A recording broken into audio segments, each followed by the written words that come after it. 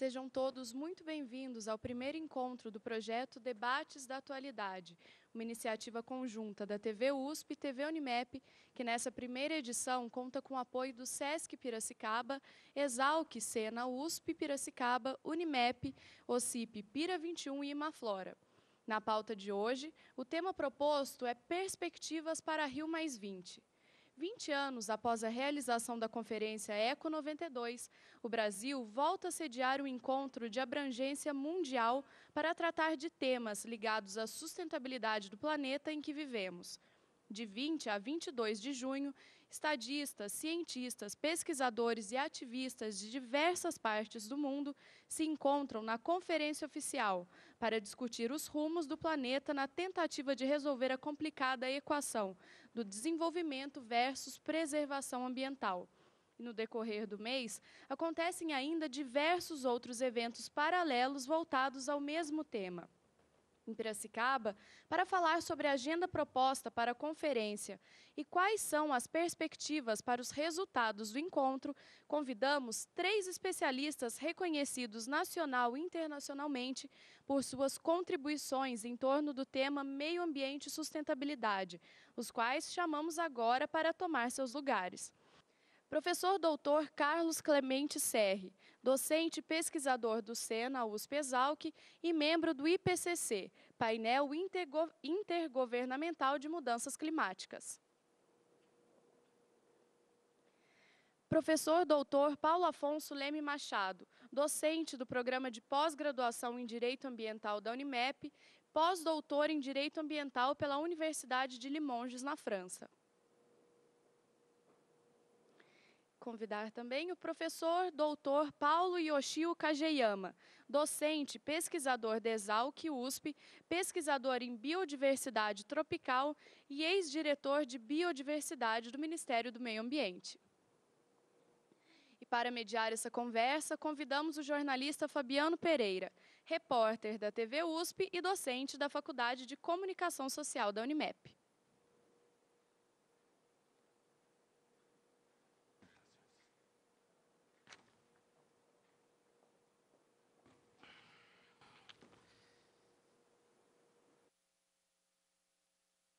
Bom, boa tarde. É para nós um grande prazer receber todos aqui, agradecer a presença dos nossos convidados, agradecer a presença de cada um de vocês, né, que dispôs desse tempo, nessa sexta-feira à tarde, para juntos debatermos um tema que é cada vez mais constante nas conversas das mais diversas esferas da vida pública, né, e que tem suscitado grandes debates nas mais diversas esferas também, especialmente nesse ano, na qual o Brasil volta a sediar um evento de importância internacional, né, de visibilidade internacional, voltada ao tema sustentabilidade e meio ambiente, que é o caso da Rio+20. E duas das palavras, ou duas das expressões que mais têm tomado espaço na mídia no decorrer desse tempo que se aproxima da conferência são desenvolvimento sustentável, né, e economia verde, né? Parece que são as duas grandes palavras em torno dessa programação, que tem gerado muita expectativa, muita especulação até da mídia. E eu queria começar perguntando para os senhores, né, o que afinal quer dizer economia verde e desenvolvimento sustentável, né? Da onde vem esse termo e por que ele tem tomado tanta força na mídia e mesmo nos segmentos especializados, no meio científico, no meio empresarial, no decorrer desses últimos anos?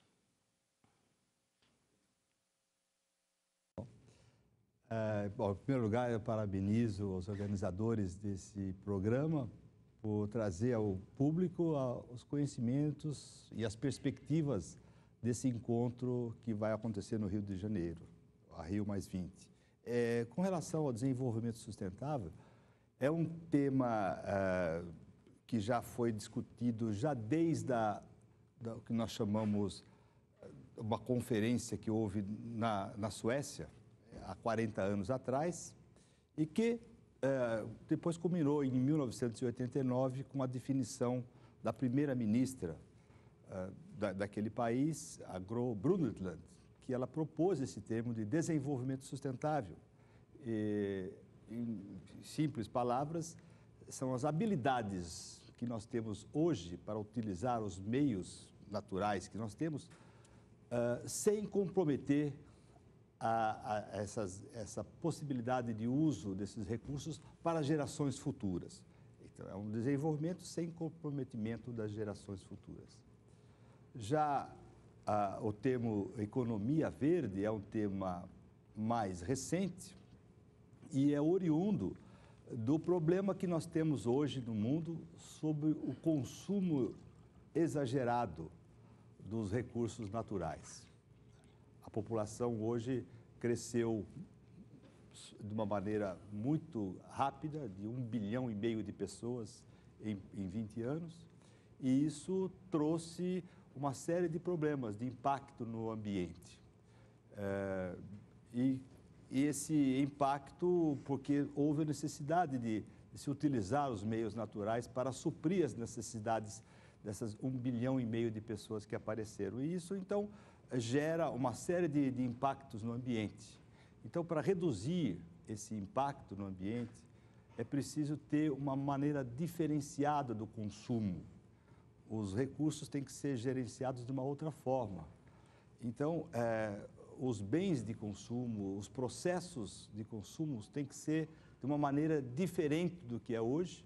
Daí vem, então, a economia verde, né? Para gerar possibilidade que nós possamos viver bem sem comprometimento das gerações futuras. Basicamente, a economia verde é uma maneira de nós, inclusive, abrirmos possibilidade de trabalho para... Hoje nós temos de 975 milhões de pessoas sem emprego. E nos próximos anos, até 2050, se caminharmos dessa maneira, nós teremos 2 bilhões de pessoas sem emprego. Então, a maneira de conseguir resolver essa desigualdade é ter uma nova dimensão do consumo, mas através de processos mais verdes, mais limpos. Então, daí vem esse termo, uma das origens desse termo economia verde.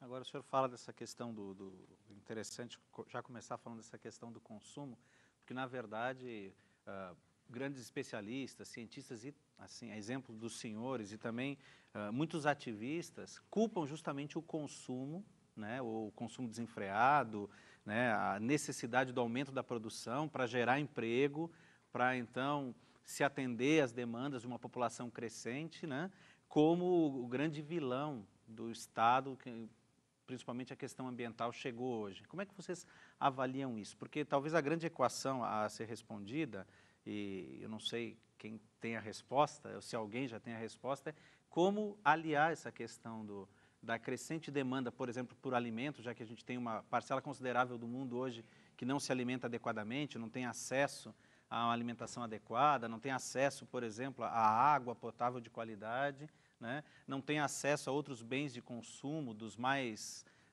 cruciais, vamos dizer assim, para a vida humana, com a necessidade de se conservar um planeta que é finito. Inclusive, nós conversávamos um pouco antes sobre isso, o próprio professor Serri colocava essa questão, que a gente vive num planeta finito, mas consome como se vivêssemos num planeta infinito, né? Como que vocês veem essa questão? Bom, descendo aqui, vamos dizer, ao nível de Brasil, digamos, já que nós temos, certamente, somos o país de mais rica biodiversidade, e é isso que está em jogo, né? A biodiversidade no mundo, vamos dizer, como utilizar e conservar adequadamente, né? O uso e a conservação que define exatamente a sustentabilidade desse recurso. E é esse recurso que nós estamos com preocupação com ele, e realmente não conseguimos, de fato, administrar bem isso aí, né? E, vamos dizer, o caso brasileiro do alimento que você cita é muito claro isso, né? Nós temos possibilidade, de fato, de produzir alimento saudável, né? Já que, vamos dizer, a agricultura familiar, por exemplo, com quem a gente vem trabalhando bastante, produz, vamos dizer, com 30% das terras, produz 70% do alimento básico, segundo o próprio IBGE. Então, nós temos aí uma contradição, na verdade, nessa produção de alimentos. Vamos dizer, enquanto 70% das terras, né, que são agricultores patronais, digamos, o agronegócio, produz praticamente commodities que não é alimento muito mais para a pecuária, vamos dizer, dos países ricos do que para o próprio alimento. Então, a produção de alimento em si não é, de fato, um problema. Na verdade, depende muito de políticas públicas adequadas, né? Que é e essa administração, de fato, dessas políticas públicas que é o nosso desafio, né? Eu quero dizer da minha grande satisfação de ter sido convidado, agradeço ao professor Fábio, Daniela também da Unimep e o Fabiano da USP. Esses dois canais universitários se reúnem para se fazer uma comunicação sobre essa primeira conferência internacional sobre desenvolvimento sustentável, organizada no Brasil pela Organização das Nações Unidas. Nas três vertentes que foram dadas dentro desse tema do desenvolvimento sustentável, a erradicação da miséria, a economia verde e a governança global, com a alegria de estar ao lado aqui do professor Serri e do professor Kajiyama, eu gostaria de acrescentar desse ângulo jurídico da governança total e global, que vem também da Rio+10, de Joanesburgo, África do Sul, que é a reflexão sobre a participação da população e o direito à informação. E é interessante, eu peço autorização de ver aqui o conceito que a própria ONU já deu na Declaração sobre o Direito ao Desenvolvimento de 1986, que diz que o desenvolvimento é um processo global, econômico, social, cultural e político, que visa a melhorar continuamente o bem-estar do conjunto da população e de todos os indivíduos, embasado em suas participações ativa, livre e significativa no desenvolvimento e na partilha equitativa das vantagens que daí decorrem. Então, vejam que esse desenvolvimento não pode ser pensado só de grupos minoritários, não pode ser pensado em esquecimento de segmentos da população. E como os dois painelistas que me antecederam já acentuaram, nesse sentido de equidade, de justiça social, na produção dos alimentos e no uso dos recursos naturais, que foram já bem colocados, a finitude, que não são infinitos, não se pode abusar do uso dos recursos naturais. Por isso é oportuno chamar, na questão do desenvolvimento sustentável, o princípio 8º da Declaração Rio 92, que associa produção, consumo e demografia. Quer dizer, é preciso um planejamento demográfico responsável, paternidade e maternidade responsáveis.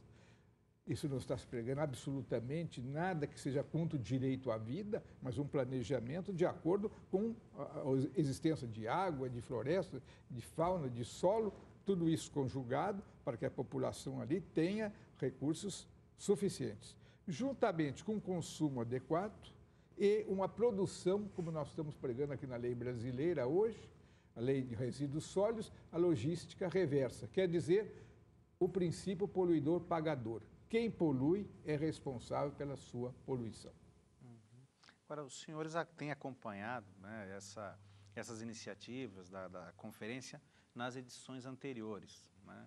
O professor Serri citou, isso é algo que tem praticamente 40 anos. Né? E o que vocês veem, principalmente em relação a Rio 92, no que efetivamente se avançou e onde estão os pontos críticos onde a gente encontrou os maiores entraves aí para encontrar essa saída do chamado desenvolvimento sustentável? Então, a Rio 92 ficou realmente muito destacada porque é onde foram criadas duas convenções ou dois acordos globais, né, entre os países das Nações Unidas. Então, as duas convenções foram de biodiversidade e de mudança climática. As duas convenções principais das Nações Unidas foram surgidas na Rio 92. E os problemas levantados lá continuam sendo os problemas, né? Por incrível que pareça. Depois de 20 anos, vamos dizer, o grande problema, por exemplo, destacando sempre o Brasil, né? Por ter a maior biodiversidade do planeta, o desmatamento, ligando as duas convenções, o desmatamento da Amazônia é responsável por 2/3 das nossas emissões de gás de efeito estufa. 2/3, 67%. Vamos dizer,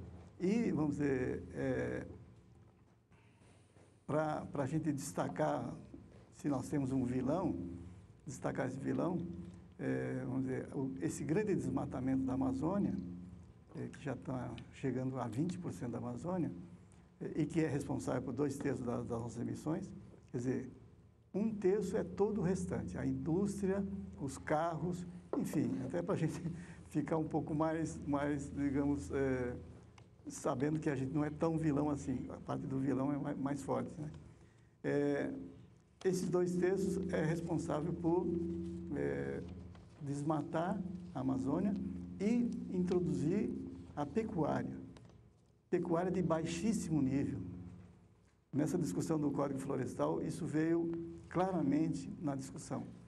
200 milhões de hectares da nossa pecuária tem um rendimento de 1,2 cabeças por hectare, que é ridículo. A gente poderia ter 2 a 3 cabeças por hectare em média, é 1,2.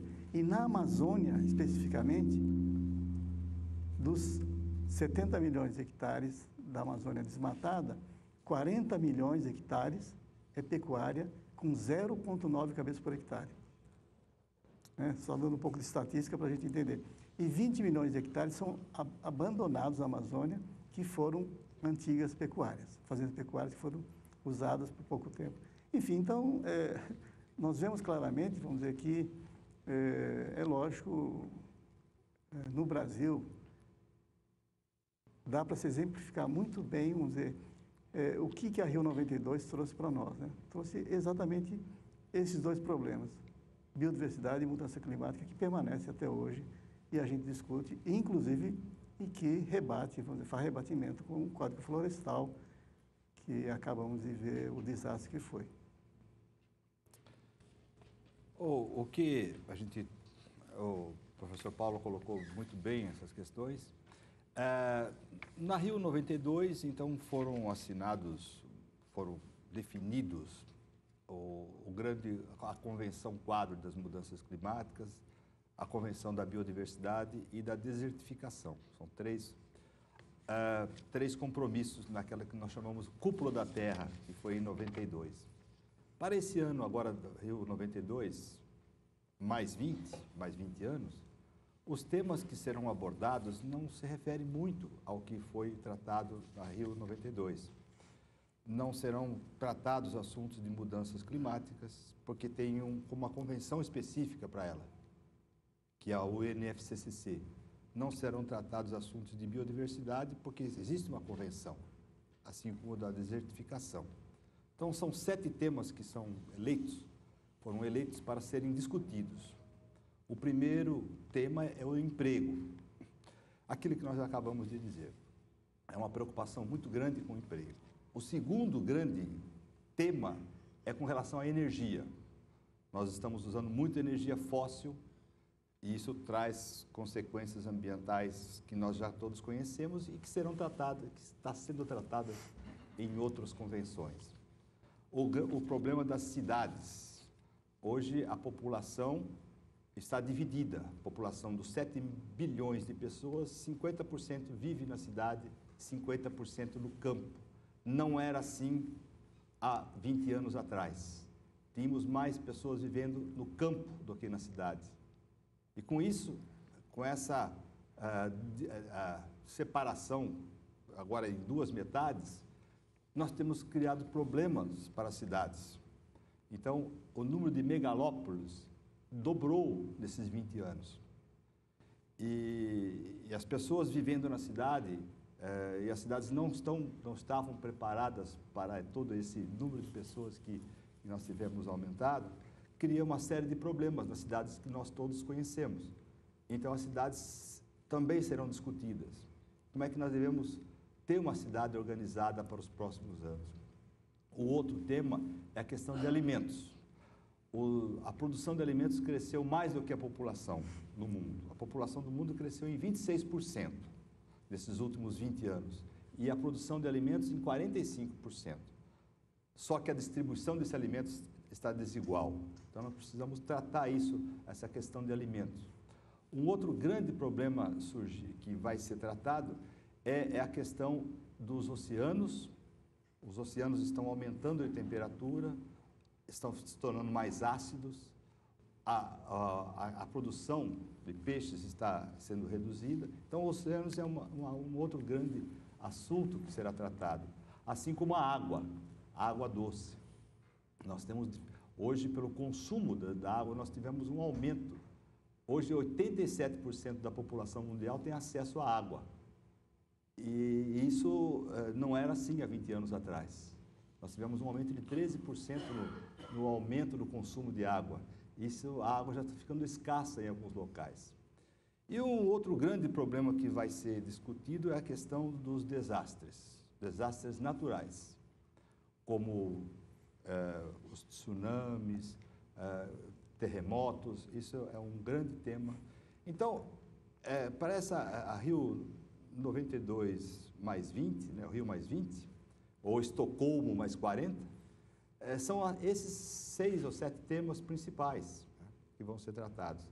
Então, na convenção, ela não vai ser discutido muito o que nós fizemos ou o que nós não fizemos, mas perspectivas do que nós podemos fazer de agora em diante para esses 7 temas. Então, a convenção tem 2 grandes vertentes. Uma é aquela da economia verde. A economia verde, como é que nós podemos abrir espaço para 2 bilhões de pessoas terem acesso ao trabalho, para fazer isso de uma forma sustentável e diminuir a pobreza. Esse é um dos grandes metas dessa Rio 92 mais 20, né, o Rio mais 20. E a outra grande tema são as questões de acordos internacionais. Esse talvez seja o principal. Nós estamos numa proposta de criação de um organismo da ONU para tratar dessa questão de desenvolvimento sustentável. Hoje não é. Hoje esse tema é abordado dentro do PNUMA, que é o Programa das Nações. É um programa, não é uma convenção. Então, a ideia é, a segunda parte da Rio mais 20, o segundo grande tema é exatamente isso, onde terão possibilidades aí de discussão. Já começa a ter problemas, o México já se mostrou ontem, né, já se mostrou assim, não afeito a essa criação dessa unidade internacional. Outros países vão seguir talvez a posição do México e possivelmente a gente tenha uma bolha dentro da Rio 92, ou Rio mais 20, talvez impedindo essa criação de um organismo internacional dentro da ONU. Mas, de modo geral, esses assuntos eles serão tratados dentro daqueles 7 temas que eu mencionei prioritariamente, sem olhar muito o que fizemos, o que nós deveríamos ter feito.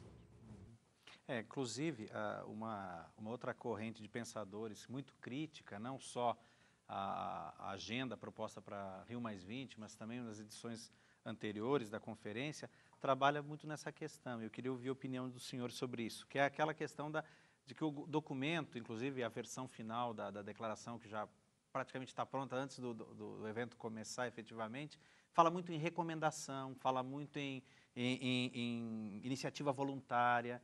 Será que não seria a hora eu não sei também que mecanismos nós dispomos para isso, mas de se começar a impor algumas coisas de forma mais abrangente, de uma forma mais clara, com indicadores mais claros a serem atingidos, né, na questão da redução da geração de carbono, da questão da redução do desmatamento e coisas do gênero? Mas veja um detalhe. As questões avançaram até na Rio 92, na conferência chamada Conferência Internacional sobre Meio Ambiente e desenvolvimento, veja a diferença de nomenclatura, era meio ambiente e desenvolvimento. Agora, tiraram a palavra meio ambiente, que muitos criticam também, que deveria ser meio ambiente e desenvolvimento sustentável. Bom, é a questão da metodologia de se atingir as finalidades, os meios. Por exemplo, na governança global, se deve inserir um aumento à informação e tem havido dificuldades. Eu digo isso porque participo do Centro Internacional de Direito Ambiental Comparado, com sede em Limoges, sou vice-presidente desse centro. Atualmente, nesses dias, nesta semana, está se desenrolando uma das conferências preparatórias para esse evento agora de junho, em Nova York. O nosso presidente, professor Prier, que já veio aqui diversas vezes à Unimep, a meu convite, nos manda relatório diário. Eu recebi hoje o relatório sobre ontem, dizendo das dificuldades de se alargar o direito à informação. Então, vejam, nós aqui no Brasil tivemos recentemente uma lei que vai aumentar o acesso à informação, mas a nível internacional, alguns países hoje têm medo da informação, não querem alargar que o povo possa saber o que está acontecendo. Então, todas essas metodologias, o professor Serra, o professor Kajiyama falaram aqui, que são plenamente válidas, elas precisam do controle social. Quer dizer, não é assunto só do governo, é assunto da população a que os governos devem se submeter. Isso é democracia. Fora disso, é ditadura. Então, esse problema, por exemplo, aqui no Brasil, nós verificamos pela votação agora do acordo, da aprovação pelo Congresso Nacional Brasileiro, da vinda desse acordo que o governo brasileiro fez com as Nações Unidas, pelo menos nós vamos gastar 4.633.289 dólares. Quer dizer, 4,5 milhões de dólares, pelo menos. Quer dizer, nós precisamos empregar bem num país que tem tantas necessidades no campo da saúde, da educação, do meio ambiente. Agora, nós, diferentemente, o que já foi citado, o professor Kajiyama falou da Convenção do Clima, da Convenção da Biodiversidade, não houve tempo de se preparar uma convenção. E há assuntos sérios para convenções. Por exemplo, eu tenho reivindicado, apresentei em Limoges, estou apresentando no Rio de Janeiro, nosso centro vai fazer 3 dias de trabalho, 15, 16 e 17, antes do evento oficial. Nós vamos lá no Jardim Botânico, no Espaço Tom Jobim, vamos fazer um trabalho de juristas do mundo todo, Encontro Mundial de Juristas. Ora, eu estou apresentando um alargamento da Convenção de Espoo. Espoo é uma cidade da Finlândia, que é uma convenção sobre estudo de impacto ambiental e dano ambiental transfronteiriço. Isto é, se uma atividade proposta num país puder ter probabilidade de atingir ambientalmente os vizinhos, tem que haver informação, em primeiro lugar.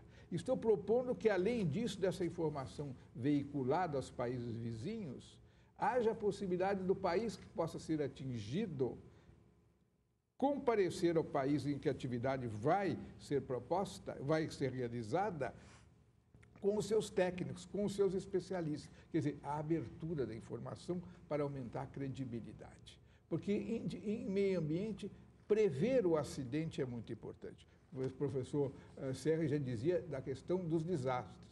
Então, é importante prever o desastre, porque nós temos que anteciparmos e não correr atrás do prejuízo, que é muito mais difícil revertê-lo.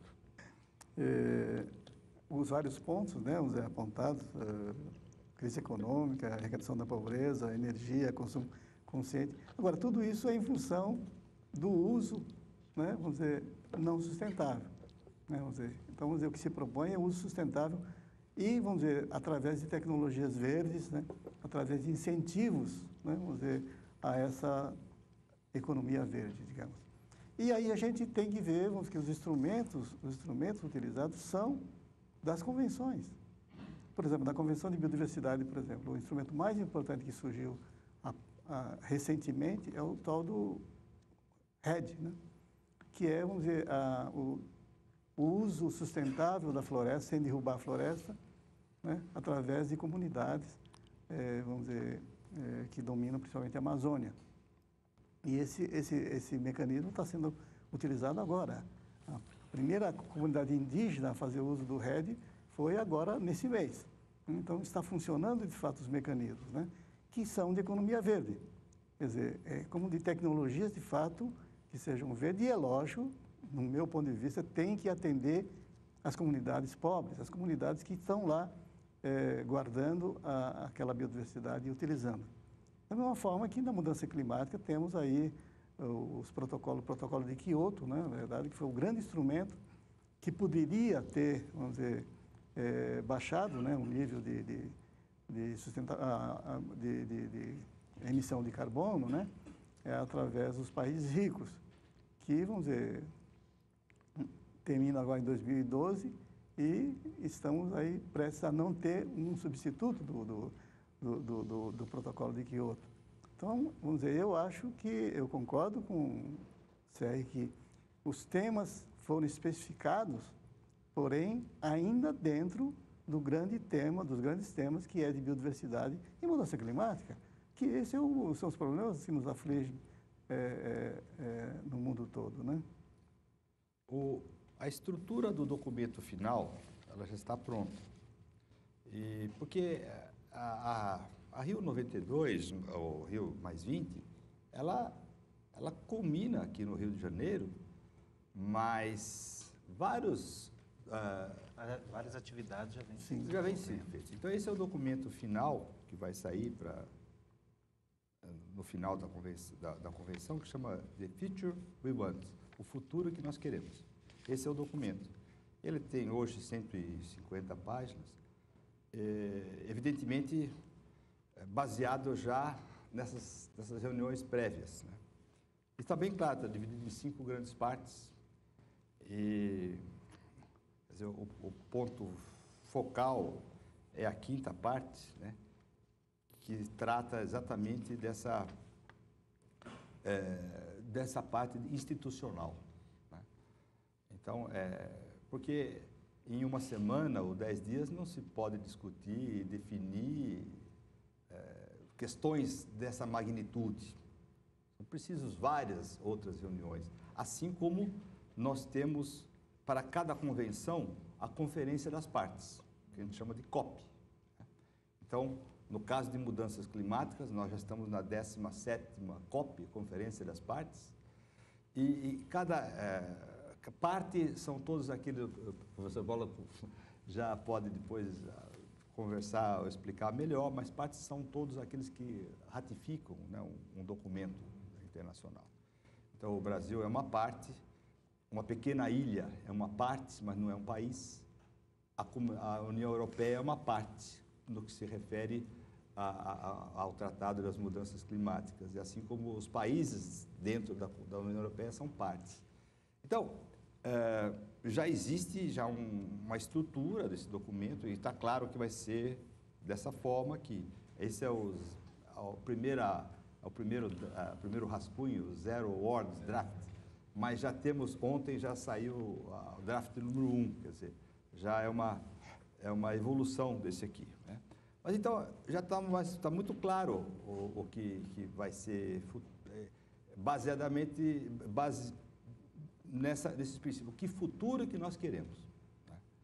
E nesses grandes 7 temas pré-agendados em reuniões anteriores, né? Aquela Johannesburg, né, Rio +10, foi um início, né, dessa pauta, né, e que ela anualmente são reuniões preparatórias para isso.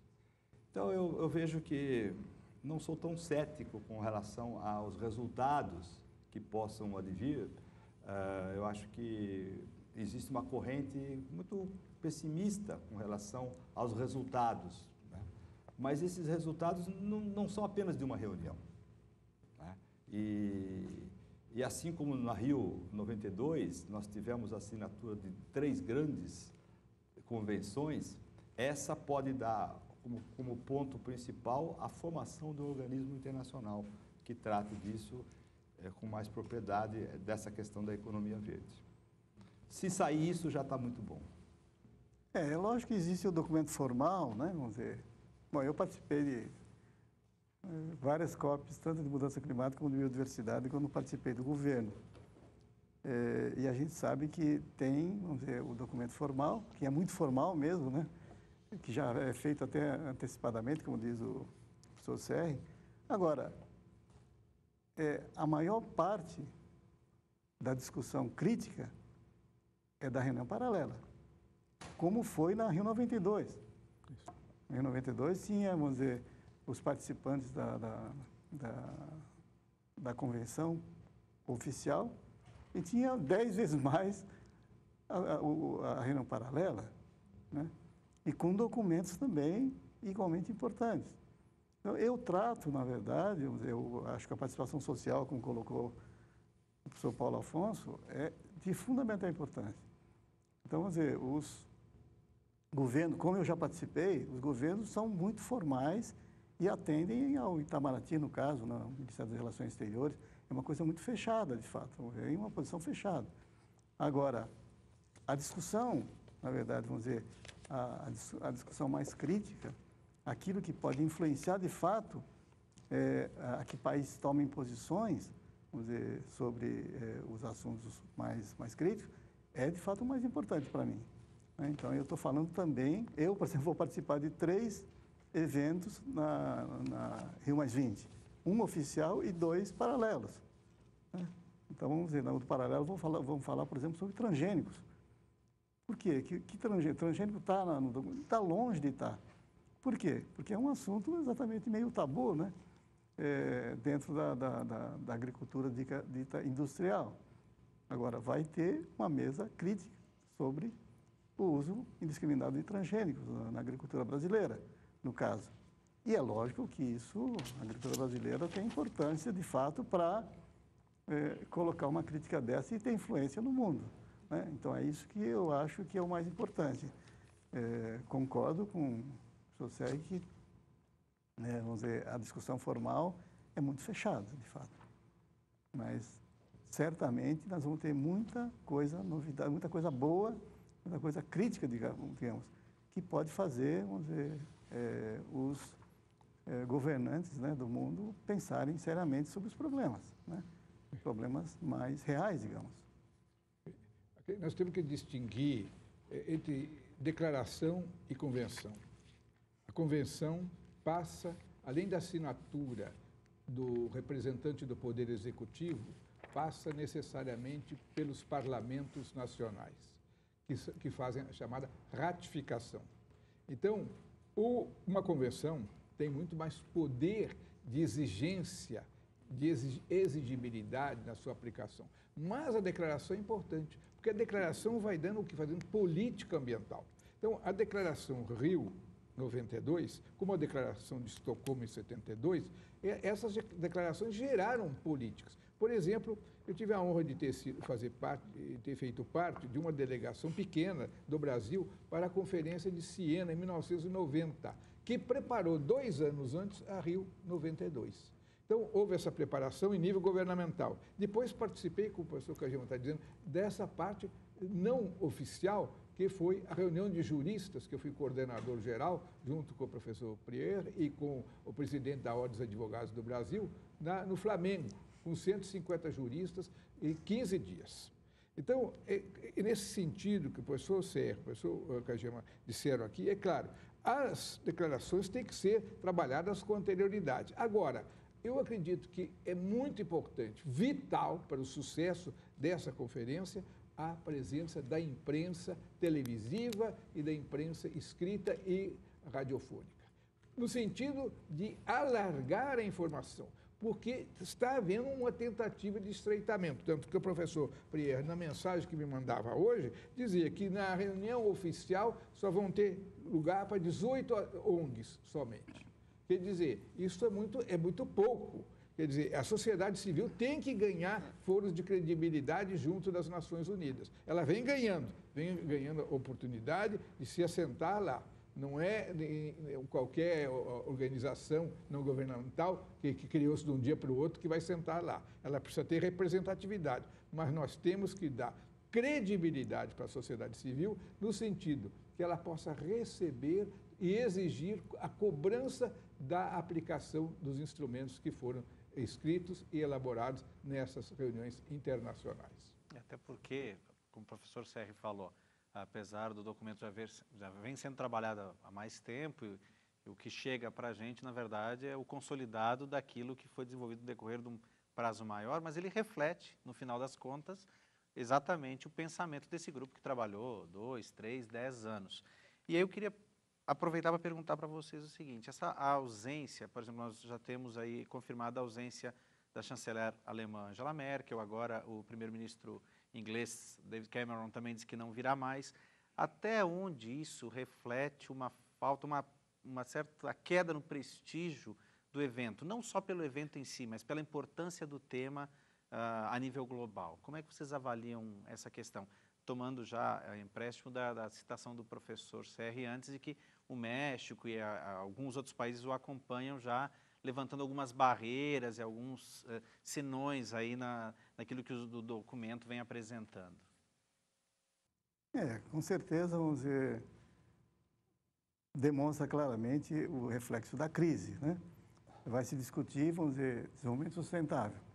Voltando novamente para o caso do Brasil, né? Eu gosto de colocar caso concreto e acho que discutir o nosso caso, né? Vamos dizer, é lógico que qualquer programa de desenvolvimento sustentável, de uso e conservação, por exemplo, desmatamento da Amazônia, que é 2/3 das nossas emissões, né? Equivalente a 2/3, o desmatamento da Amazônia.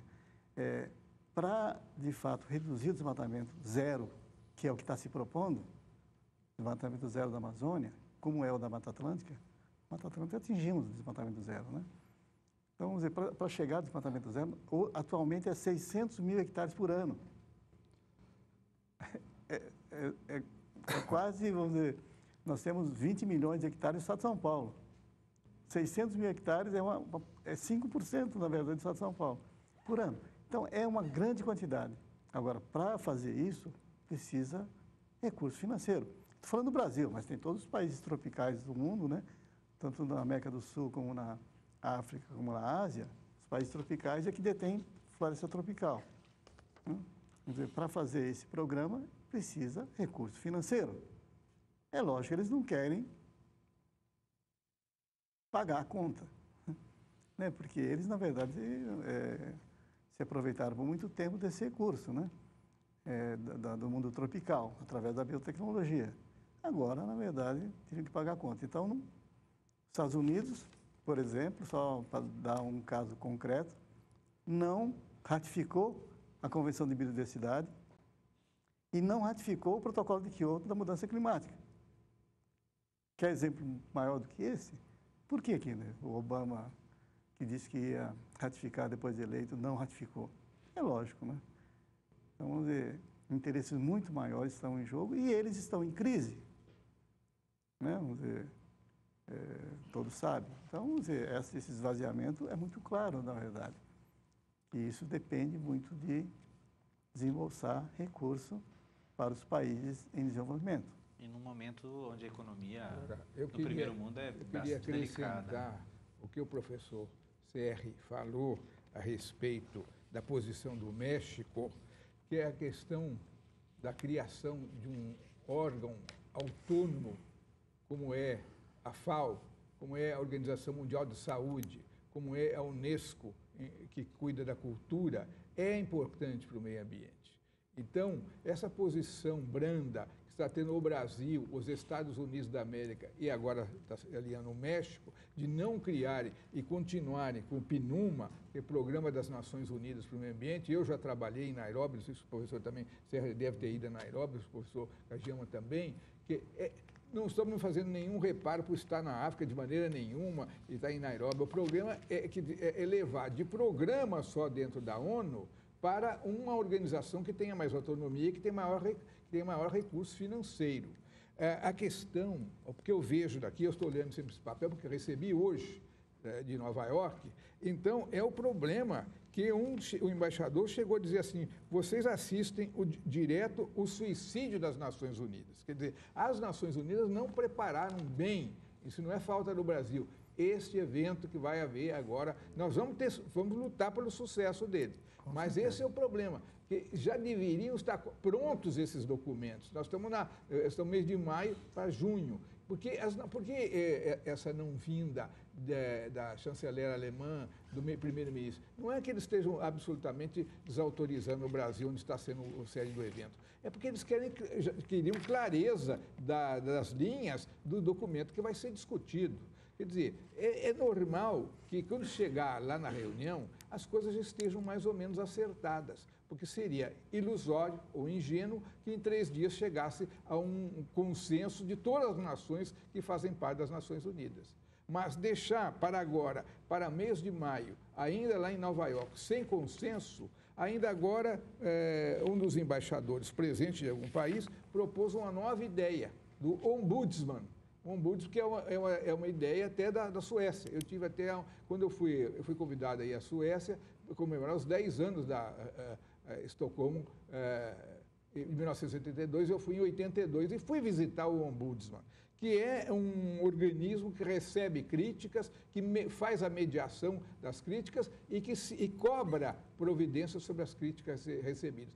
Quem sabe surge essa ideia em lugar da agência ambiental que não querem criar. Mas algum organismo de cobrança precisa surgir para não cair no vácuo a Rio+20, a Conferência Internacional do Desenvolvimento Sustentável, porque esse termo mesmo sustentável não é um termo tranquilo hoje, a sustentabilidade. Porque já até se diz que é um oxímoro, que quer dizer um desenvolvimento fere a sustentabilidade. Nem sempre eles estão de acordo. Então, às vezes, o capitalismo brutal, o capitalismo que não tem nenhuma coloração de verde, o esverdeamento desse capitalismo é nesse sentido, de ter uma nova roupagem que veja realmente a sociedade, a base da sociedade, e a economia tendo base no suporte ecológico. Não adianta, se não tiver suporte ecológico, equilíbrio ecológico, não se constrói felicidade no emprego e na economia. E que não seja só o verde do dólar, né? Isso mesmo, o senhor tem toda a razão, professor Fabiano, não é só o verde do dólar. Então, infelizmente, o papo está muito bom, mas infelizmente já fui indicado aqui que nós estamos próximos do final. Mas eu não queria terminar esse primeiro momento, antes de abrir para as perguntas, sem perguntar para os senhores quais são as suas expectativas para essa conferência, né? Que cada um de vocês que vão estar envolvidos, né, em diferentes momentos dessa conferência, com o evento, alguns mais direto, outros mais indiretamente, mas o que cada um de vocês espera como resultado para essa conferência? Bom, como eu já disse, eu não sou tão cético quanto os resultados. Acho que a ausência dos grandes estadistas, como você mencionou, ele perde um pouco o brilho do evento, mas não compromete as decisões e o documento final. Então, eu vejo que o resultado dessa conferência, desse encontro, ele vai traçar políticas públicas que devem ser implementadas nos próximos anos. E o momento é agora. Se nós quisermos um sonho de ter um mundo ambientalmente, socialmente e economicamente sustentável, sem interferência nos direitos humanos, sem pobreza e com justiça, enfrentando os problemas que já foram mencionados de atenuação ou mitigação das mudanças climáticas, a queda dessa taxa da perda da biodiversidade e do desequilíbrio social, se nós quisermos resolver tudo isso, o momento é agora, não pode deixar para depois. E o momento tem que ser feito a partir de decisões políticas e técnicas. Então, eu vejo que o futuro, se nós quisermos que esse planeta consiga suportar 10 bilhões de pessoas, se espera que o nível de estabilidade do país, do mundo como todo, chegue a 10 bilhões. Se nós quisermos que 10 bilhões de pessoas possam viver nesse planeta sem impacto, com dignidade, o momento é agora. Hoje nós estamos usando o equivalente a 1,5 planeta para nossas necessidades. E se continuarmos assim, precisaríamos de 2 planetas Terra, mas nós só temos um. E com o aumento crescente de população, temos que tomar ações. E a Rio+20 é uma ação concertada nesse âmbito. Então, eu creio que nós vamos ter documentos importantes e decisões políticas importantes que vão nos guiar para tomarmos as decisões de um consumo mais moderado e igualitário para toda a nossa população da Terra. Então, acho que o momento é agora. E essa é a Rio+20 veio nesse bom momento. Uma boa oportunidade. Eu concordo com o professor Serri. Vamos dizer, eu também não sou cético, ao contrário, vamos dizer. Eu acho que ela traz uma proposta que vai ser debatida, inclusive vai ser muito mais esclarecida, porque essa economia verde tem várias faces, né? Eu acho que pode ser uma face de monetarização, simplesmente, da biodiversidade, né? Vamos dizer, sempre sob o ponto de vista de quem domina a biodiversidade, quem tem biotecnologia, e que são os países mais ricos, né? Enfim, então, eu acho que a gente tem que ter uma visão crítica sobre essa economia verde, para não tornar ela, vamos dizer, uma coisa muito comum. Então, portanto, eu concordo que vai ter boa discussão, boas propostas, de fato, para a gente analisar. Agora, eu tenho mais confiança mesmo na influência do movimento paralelo, que já começou. Por exemplo, vamos dizer, o fato de nós estarmos prestes a ter a Rio+20, teve muito mais repercussão a discussão do Código Florestal, por exemplo. Vamos dizer, a palavra, a frase mais ouvida nesses últimos tempos, em todos os blogs, em todas as mensagens da internet, é veta Dilma. 2 palavras somente, né? Inclusive, sou plenamente a favor dessas 2 palavras, né? E isso vai ser a palavra de ordem, de fato, né? Então, vamos dizer, a nossa política interna vai ser muito influenciada pela presença, né, vamos dizer, prestes da Rio+20. Então, eu concordo plenamente, vamos dizer, que vamos ter um documento importante e vamos ter muita discussão crítica, de fato, em coisas muito importantes para o Brasil, nessas questões que nos afligem. E, como pede a palavra final, responsabilidade de falar um pouco tão simpático que veio até aqui, o Sesc Piracicaba, e também os telespectadores, no sentido também da minha crença que a Rio+20, que é a Conferência Internacional de Desenvolvimento Sustentável, vai extrair realmente alguma coisa útil para o planeta. E dentro disso é a valoração da participação da sociedade civil. E eu lembro um exemplo recente na melhoria das relações entre Uruguai e Argentina e Uruguai, no caso da fábrica de papel e celulose em Frei Bentos, que gerou um processo contencioso na Corte Internacional de Justiça.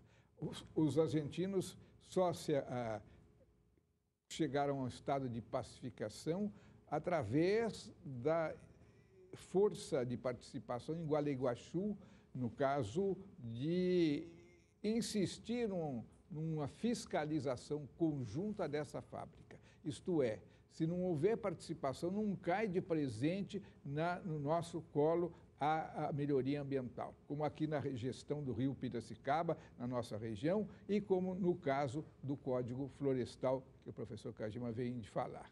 Então, em tudo isto, a gente vê que o segredo não melhora a qualidade do meio ambiente e que é preciso se consagrar o que está também num tratado do Rio-Uruguai, o princípio do não retrocesso da legislação ambiental. Aquilo que se conseguiu de importante no direito ao equilíbrio ecológico, não é possível voltar atrás. É daqui para frente. E não pôr o pé na marcha ré e fazer voltar quando grupos fortes econômicos e minoritários que querem impor as suas regras. É preciso, sim, ver uma pacificação de interesse, de ver se é possível acertar o capital com o trabalho, o capital com o meio ambiente. Mas é preciso também não retroceder para não haver a descrença da população e, por que não dizer, a desvitalização do planeta, a ausência de perspectiva de sobrevivência.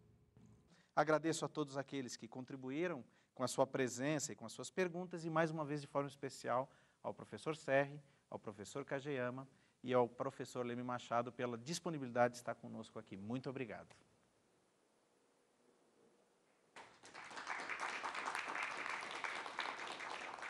Então, encerrando as atividades de hoje, lembramos que as atividades alusivas à Conferência Rio+20 continuam no decorrer das próximas semanas, com o lançamento em Piracicaba do projeto Cidades Sustentáveis, no dia 18 de maio, às 19 horas, com a exibição do documentário Nas Águas do Piracicaba, no dia 2 de junho, a partir das 15 horas, ambos nesse mesmo espaço no sábado.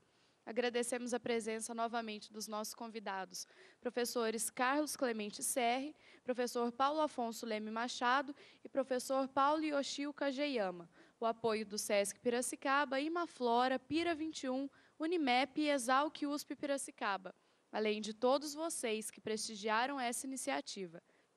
Informamos que o produto deste encontro, em breve, estará disponível pelo canal universitário de Piracicaba, o canal 13 da NET, e nas redes sociais e sites da TV USP e TV Unimep, parceiras na promoção desse encontro.